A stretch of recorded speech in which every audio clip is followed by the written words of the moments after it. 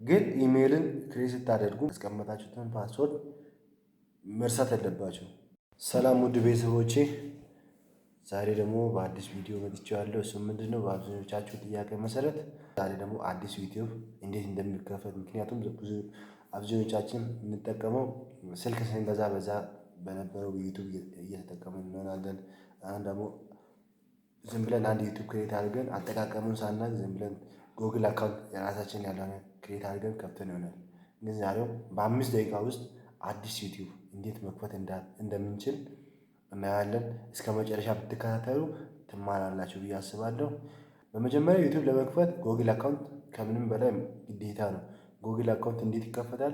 ጉግል አካውንት ከሌላችሁ ወደ ጂሜል ገብታችሁ ክሬት አካውንት የሚለውን ትጫናላችሁ። ጉግል አካውንት ከሌላችሁ ወደ ጂሜል ገብታችሁ ጂሜል አፕሊኬሽን የራሱ አለው። በዛ ውስጥ ገብታችሁ ክሬት አካውንት የሚለውን ትነካላችሁ።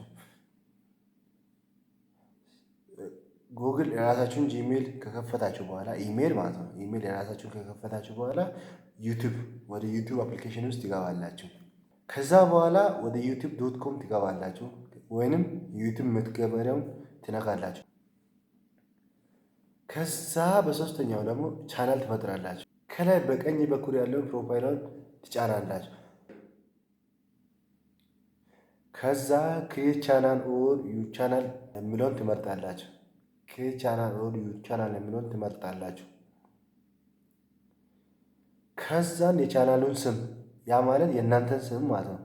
ያው የራሳችሁን ስም ወይንም የሆነ ብራንድ ስማችሁን እንትን ማለት የምትፈልጉ ከሆነ የቻናል ስም ትጽፋላችሁ።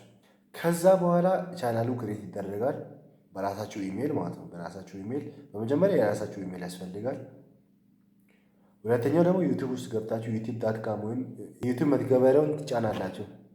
ከዛ በሶስተኛው ደግሞ ቻናልን ትፈጥራላችሁ። ቻናል ስትፈጥሩ በቀኝ በኩል ያለውን ፕሮፋይል ምልክቷን ትነካላችሁ። ከዛ በኋላ ክሬት ቻናል የሚለውን ትነካላችሁ። ከዛ በኋላ የቻናል ስም ማለት የራሳችሁን ስም ማለት ትጽፋላችሁ።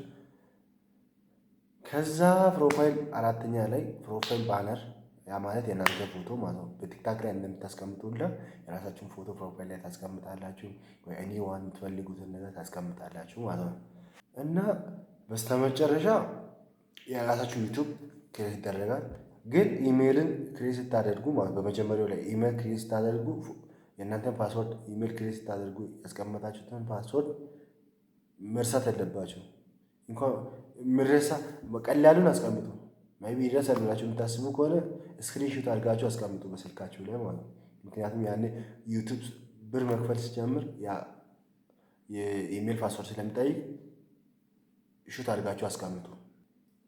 ስለዚህ አዲስ ዩቲዩብ አከፋፈት እንደዚህ ይመስላል።